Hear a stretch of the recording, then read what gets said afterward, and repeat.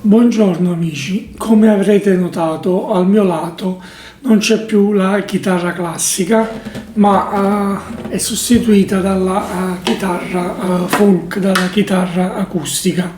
Questo perché da questo video in poi ci occuperemo della chitarra di noi altri, della chitarra popolare, della musica popolare. Sigla.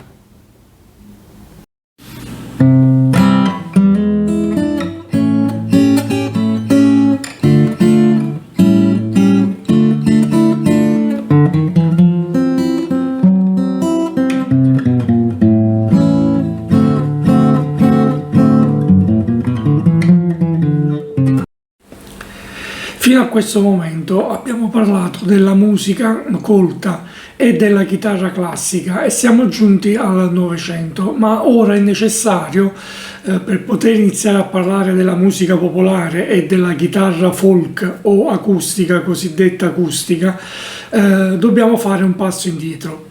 E precisamente cominciare dal XVII secolo, quando a bordo delle navi i migranti si lasciavano il vecchio mondo per dirigersi nelle Americhe. Con essi portavano non solo badili secchi, ago, filo, martelli, seghe, ma anche strumenti musicali facilmente trasportabili, tra cui anche la chitarra. Ovviamente all'epoca c'erano due tipi di chitarre, quelle che montavano corde di minugia o budello e quelle che montavano invece corde di acciaio, rame o bronzo.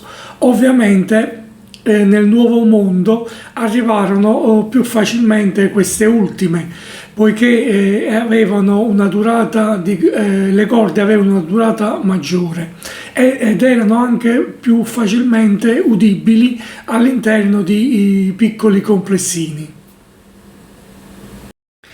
Nel nuovo mondo le occasioni per suonare, per riunirsi, erano molteplici. Al tramonto, al termine di una giornata di lavoro faticosa, nelle feste rurali e addirittura nei medicine show, cioè alle presentazioni di farmaci miracolosi e pozioni magiche, venivano associati degli spettacolini di varietà, tra cui anche spettacoli musicali.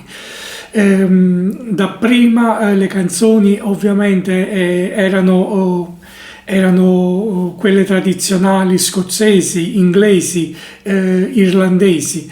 Successivamente, a contatto con una realtà molto più dura, queste canzoni si andarono stemperando, queste musiche andarono stemperando e si trasformarono in ballate. Ballate che venivano suonate con strumenti quali il flauto, l'organetto, il violino popolare, il fiddle, cosiddetto fiddle, e la chitarra. La zona che maggiormente vide nascere questa musica popolare prettamente americana fu la zona medio-collinare del Kentucky, Georgia, Virginia, Tennessee, Carolina del Sud e del Nord. Nel corso degli anni, oserei dire dei secoli, questo genere musicale prettamente dei bianchi americani è andato sviluppandosi in vari sottogeneri. Quindi si è passato dall'hillbilly al country western, al bluegrass, al rockabilly e si è differenziata questa musica talmente che un giorno il famoso attore e cantante Kris Kristofferson affermò che se una canzone ti sembra country, allora è country. Il periodo d'oro della musica country è cominciato agli inizi del Novecento, precisamente negli anni '20, quando le case discografiche quali la Victor e la Columbia cominciarono a registrare questi cantanti country negli studi di New York o anche in studi improvvisati presso le abitazioni, le città di questi cantanti. E subito le stazioni radiofoniche quali la WSB di Atlanta o la WSM di Nashville cominciarono a trasmetterle in tutti gli Stati Uniti.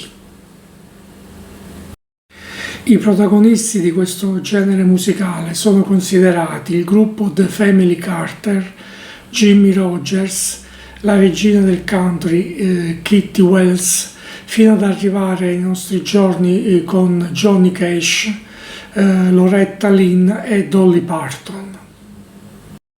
Per oggi è tutto, vi do appuntamento al prossimo video, ciao!